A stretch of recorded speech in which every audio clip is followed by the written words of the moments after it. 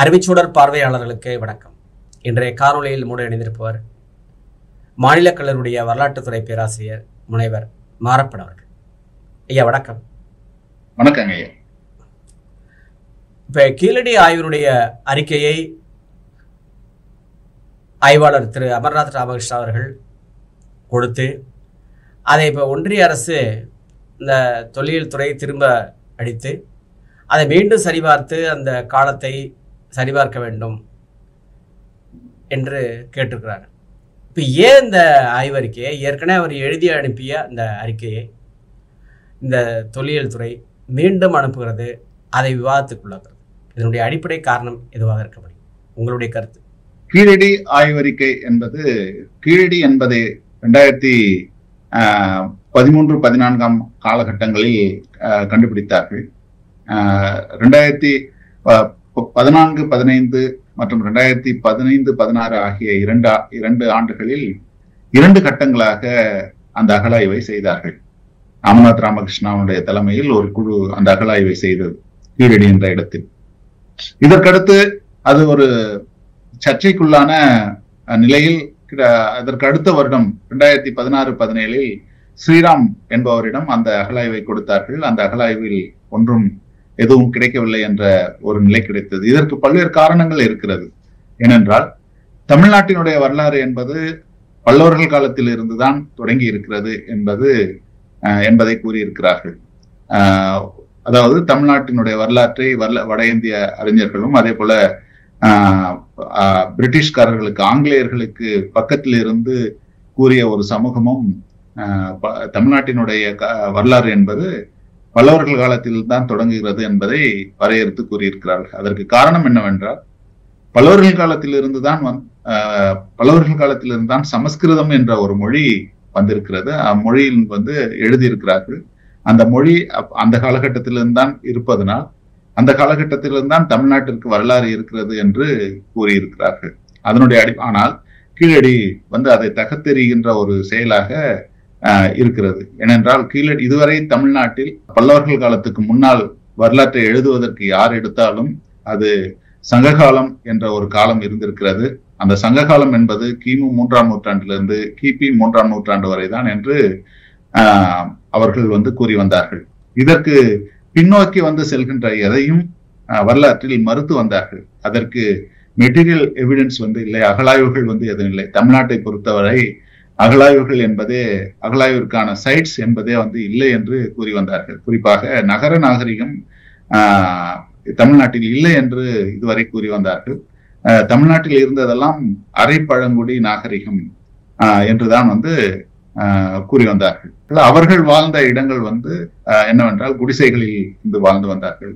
இந்த மண்ணிற்கு தகுந்தாற்போல் ஓலை வீடுகளிலும் அதே போல மண் குடிசைகளிலும் தான் வாழ்ந்து வந்தார்கள். அவர்கள் கட்டிடம் கட்டி ஒரு நகர நாகரிகமாக தமிழ்நாட்டில் இருந்தவர்கள் இல்லை என்று கூறி வந்தார்கள்.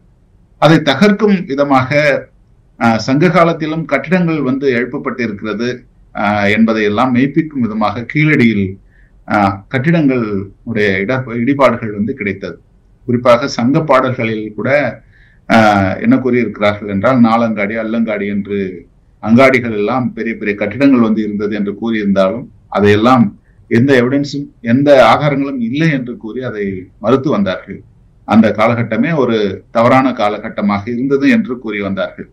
இந்த நிலையில் கீழடியில் கிடைத்தவுடனே சங்ககாலம் என்பது கிமு 3ஆம் நூற்றாண்டிலிருந்து கிபி 3ஆம் நூற்றாண்டு வரை என்ற காலகட்டத்தில் தான் இருந்தது என்பதை மறுக்கும் விதமாக இந்த கீழடியினுடைய ஆய்வுகள் அமைந்தது.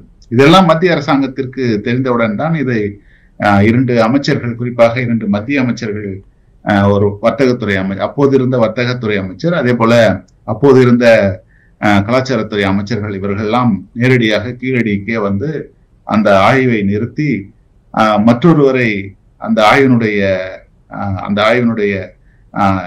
இயக்குநராக அந்த ஆய்வை செய்பவராக நியமித்து அகழ்வாராய்ச்சியாளர்களாக நியமித்து விட்டு சென்றார்கள். அங்கே ஆய்வு செய்து கொண்டிருந்த அமர்நாத் ராமகிருஷ்ணாவை அசாமிற்கு இடமாற்றம் செய்தார்கள். அதற்கு பிறகு இந்த ஆய்வு கட்டுரையை எழுத வேண்டும் என்று சொன்ன பொழுது அந்த ஆய்வு கட்டுரையை எழுதாமலே இருந்த நிலைதான் இருந்தது. அப்போது தமிழ்நாட்டை சார்ந்த ஆர்வலர்கள் எல்லோருமே உயர்நீதிமன்றத்தில் வழக்கு தொடர்ந்தார்கள். அதனுடைய ஆய்வு எழுதப்பட வேண்டும். அந்த ஆய்வை எழுதுவதற்கு அமர்நாத் ராமகிருஷ்ணா தான் எழுத வேண்டும் என்று அனைவரும் கோரிக்கை வைத்தார்கள். உயர்நீதிமன்றம் ஏற்றுக்கொண்டு ஒரு இன்ட்ரிம் ரிப்போர்ட் கொடுங்கள் என்று கேட்டது. அந்த இன்ட்ரிம் ரிப்போர்ட்டே கிட்டத்தட்ட 150-200 பக்கம் கொண்ட இன்ட்ரிம் ரிப்போர்ட், என்னென்ன பொருட்கள் அப்ராக்சிமேட்டா கிடைத்திருக்கிறது என்பதையெல்லாம் அமர்நாத் ராமகிருஷ்ணா அந்த காலகட்டத்திலேயே வந்து சமர்ப்பித்தார். இந்த நிலையில் அவர் அஸ்ஸாமிலிருந்து இந்த பணியை வந்து செய்தார். அதற்கு பிறகு அந்த நீதி போராட்டங்கள் வலுக்கவே நீதிமன்றம் ராமகிருஷ்ணா அந்த அறிக்கையை தயாரிக்கலாம் என்று ஆணையிட்டது. இன்னொரு பக்கம் அமர்நாத் ராமகிருஷ்ணா தன்னுடைய வேலையில் இங்கே கீழடியில் இருந்து அஸ்ஸாமிற்கு இடமாற்றம் செய்தது வந்து எதிர்த்து அவர் வழக்கு தொடர்ந்திருந்தார். என்னை திரும்பவும் இங்கே பணியில் அமர்த்துங்கள், நான் அந்த ஆய்வை மீண்டும் செய்ய வேண்டும் என்று கூறினார்.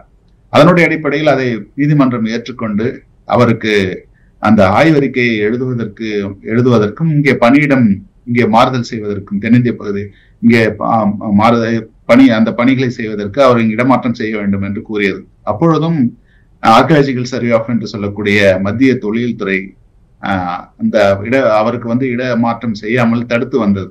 இந்த சூழ்நிலையில் ஒரு காலகட்டத்தில் அங்கே அவரை வந்து இடமாற்றம் செய்தே ஆக வேண்டும் என்னும் போது கோவாவிற்கு இடமாற்றம் செய்தது. கோவாவிலும் அவருக்கு நிறைய பணிகள் கொடுத்து கொண்டிருந்தார்கள். அந்த நிலையில் 2021ஆம் வருடம் ஆட்சி மாற்றம் நடைபெற்றவுடனே தமிழ்நாட்டினுடைய முதலமைச்சர் கொடுத்த மிகுந்த அழுத்தத்தின் காரணமாக, அரசியல் ரீதியான அழுத்தத்தின் காரணமாக அவர் இங்கே அறிக்கையை தயாரிப்பதற்காக தமிழ்நாட்டிற்கு கொண்டு வர வேண்டும் என்று கூறியதனுடைய அடிப்படையில் இங்கே சென்னையில் இருக்கிற டெம்பிள் சர்வே என்ற அலுவலகத்தில் அவருக்கு பணியிட மாறுதல் தரப்பட்டது. அந்த காலகட்டத்தில் நீதிமன்றத்தில் ஆணையிட்டு உள்ளப்பாறு இங்கே அந்த அறிக்கையை அவர் தயாரிக்க வேண்டும் என்று நீதிமன்ற ஆணையின்படி அவர் அந்த அறிக்கையை தயாரித்தார். ஏனென்றால் நீதிமன்ற ஆணை வந்து பொதுமக்கள் போட்டது. அமர்நாத் ராமகிருஷ்ணா தான் எழுத வேண்டும் என்று கூறி அந்த வழக்கை தொடர்ந்திருந்தார்கள். அதனுடைய அடிப்படையில் அவர் தான் எழுத வேண்டும் என்று கூறியதால் இங்கே வந்து அவர் அந்த அறிக்கையை தயாரிப்பதற்காக 2021ஆம் ஆண்டு தமிழகத்தில் ஆட்சி மாற்றம் நடைபெற்ற உடனே வந்தார். அந்த ஆய்வறிக்கை கிட்டத்தட்ட 1.5 வருடங்கள் தயாரித்து 2023ஆம் ஆண்டு அந்த ஆய்வறிக்கையை மத்திய தொழில் துறையிடம் சமர்ப்பித்தார். அந்த சமர்ப்பித்த உடனே அது பிரசுரிக்க வேண்டும், அதை வந்து பப்ளிஷ் பண்ணணும் அப்படின்னு சொல்லிட்டு பாராளுமன்றத்தில் நிறைய கேள்விகள் எழுப்பப்பட்ட பொழுது அதை நாங்கள் வெட்டிங்காக அனுப்பிச்சிருக்கோம் என்று கூறி தட்டி கழுத்து வந்தார்கள். இப்பொழுது அது வெட்டிங் செய்யப்பட்டு 2 நிபுணர்களிடம் கொடுத்து அந்த வெட்டிங் செய்திருக்கிறார்கள். ஒன்று பாண்டிச்சேரியில் பணிபுரிந்து கொண்டிருந்த ஒரு பேராசிரியர், இன்னொருவர் அயோத்தியை எஸ்கவேஷன் அகழ்வாராய்ச்சி செய்த ஒருவர். இந்த 2 நிபுணர்களும் அனுப்பிய பொழுது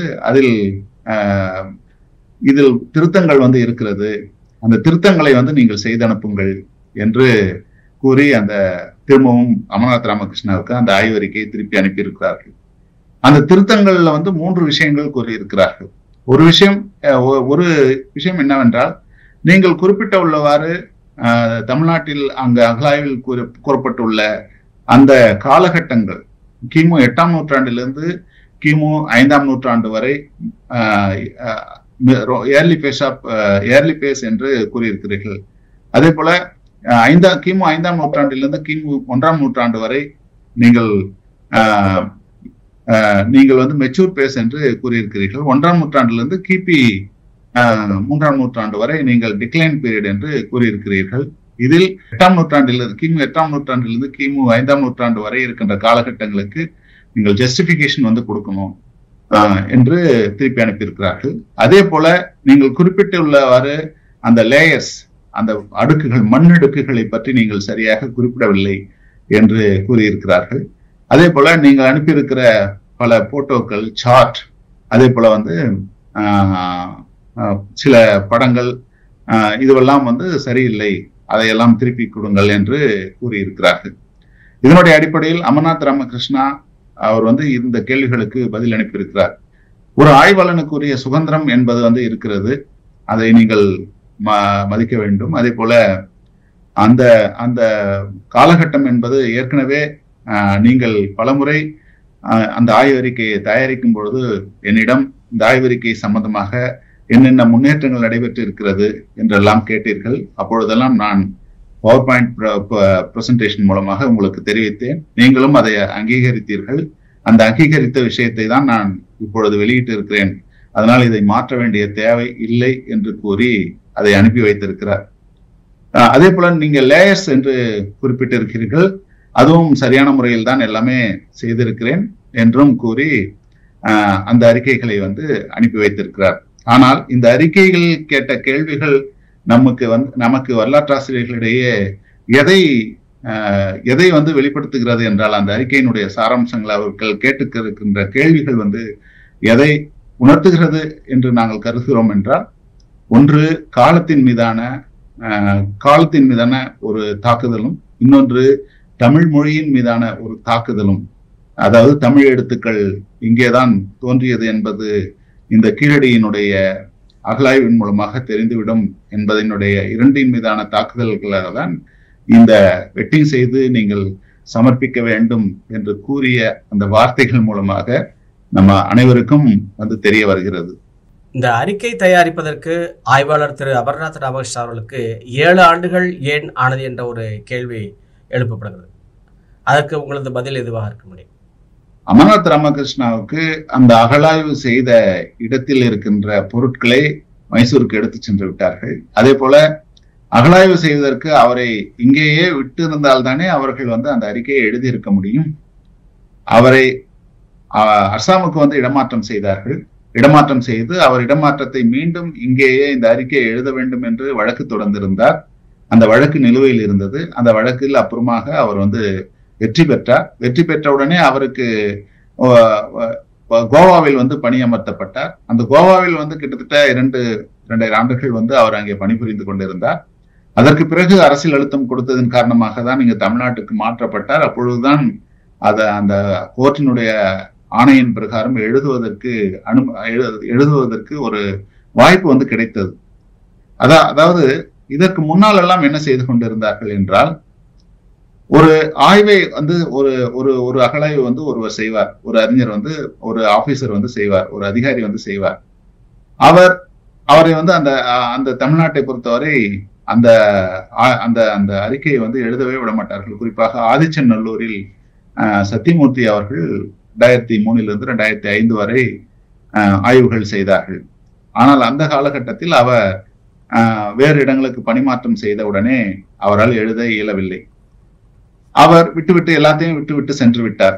ஒரு கட்டத்தில் 8 ஆண்டுகளுக்கு பிறகு அந்த ஆய்வறிக்கையை அதே துறையில் பணிபுரிந்த சத்யபாமா அவர்களிடம் எழுத வேண்டும் என்று கூறினார்கள். அவர் அந்த சத்யபாமா என்ற அதிகாரி ஏனோதானோ என்று உட்கார்ந்து எழுதி கிட்டத்தட்ட 3000-4000 பக்கங்கள் கொண்ட ஒரு அறிக்கையை தயாரிக்க வேண்டிய நிலையில் அதில் ஏனோதானோ என்று மிக காலம் கடத்தி அதை தயாரித்து 110 பக்கங்களில் தயாரித்து அனுப்பி வைத்தார்கள்.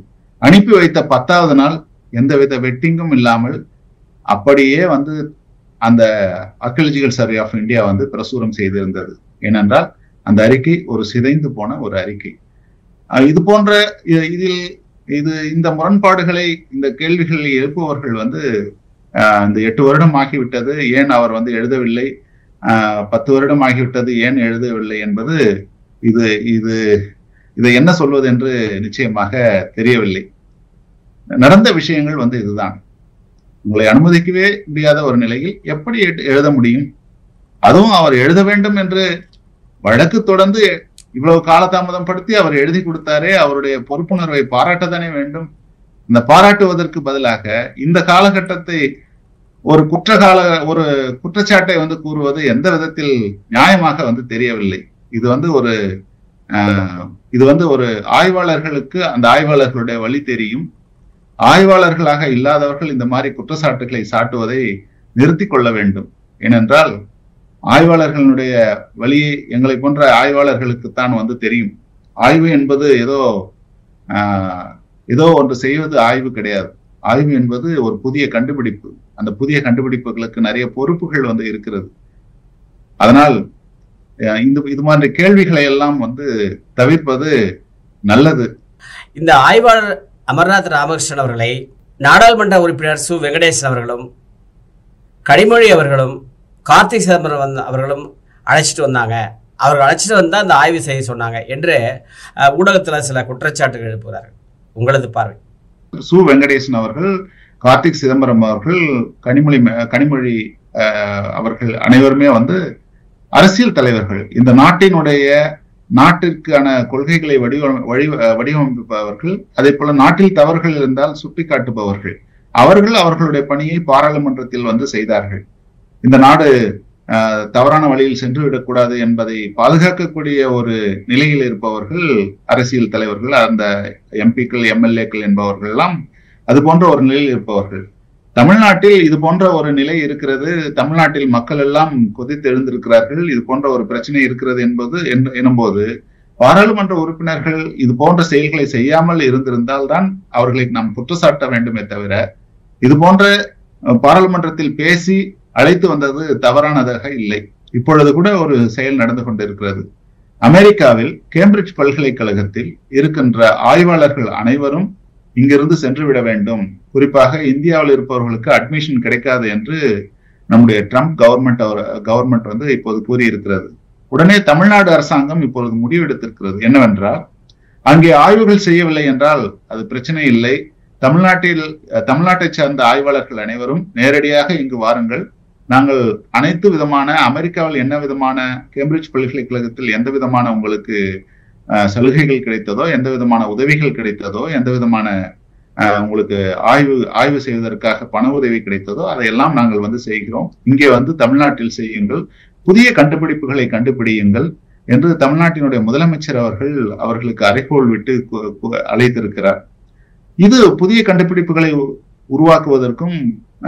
உருவாக்குவதற்கான ஒரு நல்ல நிலைமையை இங்க உருவாக்குகின்ற ஒரு நிலை தமிழ்நாட்டில் இருக்கிறது.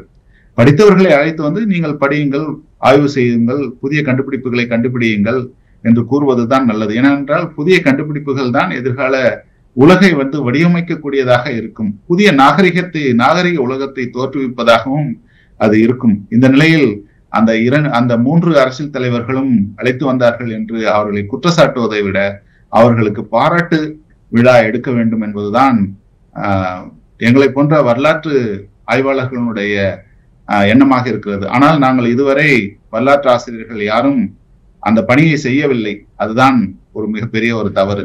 அதாவது இவர்கள் 3 பேர் தான் அழைத்து வந்தார்கள் என்று அந்த 3 பேர்கள் தான் அழைத்து வந்தார்கள் என்று கூறுகிறார்கள். ஆனால் நீதிமன்றம் ஆணையிட்டு இருந்தது, அந்த நீதிமன்றத்தை ஆணையிட செய்தது இவர்கள் 3 பேருமா? நீதிமன்றம் இவருடைய டிரான்ஸ்பர் செய்யப்பட்டது தவறு என்று கூறி அமர்நாத் ராமகிருஷ்ணா அவர் கேஸ் போட்டிருந்தார். கேஸ்ல ஜெயிச்சாரு. கேஸ்ல ஜெயிச்ச பின்னாடியே ஒன்றிய அரசாங்கம் தமிழ்நாட்டில் அவருக்கு பணி வாய்ப்பு கொடுக்கவில்லை, குறிப்பாக மைசூர் ரீஜன்ல கொடுக்கல. அந்த கொடுக்கப்படாத இந்த நிலைதான் இருந்தது. இப்பொழுது அவர்கள் பாராளுமன்றத்தில் பேசிய தலைவர்கள் பேசினார்கள். இந்த சூழ்நிலையில் அவர்கள் தான் அழைத்து வந்தார்கள் என்று பாராளுமன்றத்தில் பேசுவது அது அவர்களுடைய பணி, அவர்களுடைய கடமை, அதை அவர்கள் பேசினார்கள். அவர்கள் 3 பேரும் சேர்ந்து கொண்டு கையை பிடித்துக் கொண்டு இங்கு அழைத்து வந்தார்கள் என்று கூறுவது அது வேறு விதமான அர்த்தங்களை கொடுப்பதாக இருக்கிறது. இன்னொரு கேள்வி எழுப்பப்படுகிறது.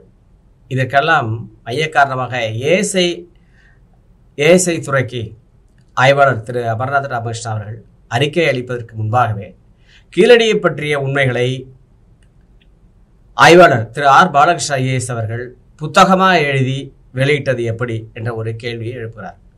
உங்களது பதில் எதுவாக இருக்கும்? முதலில் அந்த ஆய்வாளருக்கு கீழடியை பற்றிய ஆய்வறிக்கை எவ்வாறு தெரிந்தது? முதலாவது என்னுடைய கேள்வி. இரண்டாவது கேள்வி, ஆர் பாலகிருஷ்ணன் அவர்களுடைய புத்தகத்தை அவர் முழுவதுமாக படித்திருக்கிறாரா என்பது இரண்டாவது கேள்வி. இந்த கேள்விகளை நான் முன்வைக்கிறேன். குறிப்பாக ஆர் பாலகிருஷ்ணன் அவர்களுடைய புத்தகம் இப்போது என்னிடம் இருக்கிறது. அவர்கள் மனித பயணத்தினுடைய தொடக்கம், அந்த கண்டென்ட்ல இருக்கிற விஷயங்கள் என்னன்னா, மனித பயணத்தினுடைய தொடக்கம், வெங்கல காலம், விடுகதைகள் தொடர்கிறது, சிந்துவெளி பண்பாட்டின் திராவிட அடித்தளம், அதாவது சிந்து சமவெளி நாகரிகத்தில் இருந்த அந்த எழுத்துக்கள், அதே போல பழந்தமிழ் இலக்கியங்களுக்கும் சிந்து சமவெளி நாகரிகத்தில் இருந்த தொல்லியல் தடத்திற்குமான செயல்கள், அதே போல வேளிரின் நெடு வாயில், அதே போல திராவிட மகாராஷ்டிரா நன்னனின் பொன்னிலம், கொங்கு மற்றும் நகரத்தார் மரபுகளின் சிந்து வெளி சுவடுகள், திராவிட பெருவழியில் தாய் தெய்வங்கள், வன்னியின் வேர்கள், வாழ்வின் மரம், ஆடுகளும், விளையாட்டு என்னும் வாழ்வியல், உருளும் பகடைகள், கடந்த காலமும் பொழுதுபோக்கும், ஆதிச்சநல்லூரும் கீழடியும் தொப்புள் கொடி, இப்படி என்று அவர் எழுதியிருக்கிறார். ஆதிச்சநல்லூரும் கீழடியும் தொப்புள் கொடி என்பதில் அவர் கீழடியில் இருக்கின்ற பல விஷயங்கள் அப்பொழுது படமாக எது வெளிவந்ததோ அதை அவர் பயன்படுத்தி இருக்கிறார். ஆனால் முழுவதுமாக அந்த ரிப்போர்ட்ல இருக்கிறதெல்லாம் அவர் எடுத்து செய்யவில்லை. அதாவது 17 சாப்டர்ல ஒரு 2 பக்கம், ஒரு 3 பக்கம் தான் கீழடியை பற்றி அவர் எழுதியிருக்கிறாரே தவிர, இந்த இவ்வளவு பெரிய புத்தகத்தில், இந்த புத்தகம் நான் கையில் வைத்திருக்கிறேன், இந்த புத்தகத்தை நான் நன்றாக படித்திருக்கிறேன். இந்த புத்தகத்தில் இது மாதிரி குற்றச்சாட்டுகள் அவர் எழுதி 4000 ரூபாய் சம்பாதிச்சிட்டாருன்னு சொல்லுவதெல்லாம் முழுக்க முழுக்க தவறான விஷயம். முதலில் இந்த புத்தகத்தை படியுங்கள். ஆய்வறிக்கை அந்த மாதிரி பேசுபவர்களுக்கு இன்னும் வெளியே வரவில்லை. அதனால் அவர்கள் எல்லாம் இந்த மாதிரி பேசுவது மிக மிக தவறு.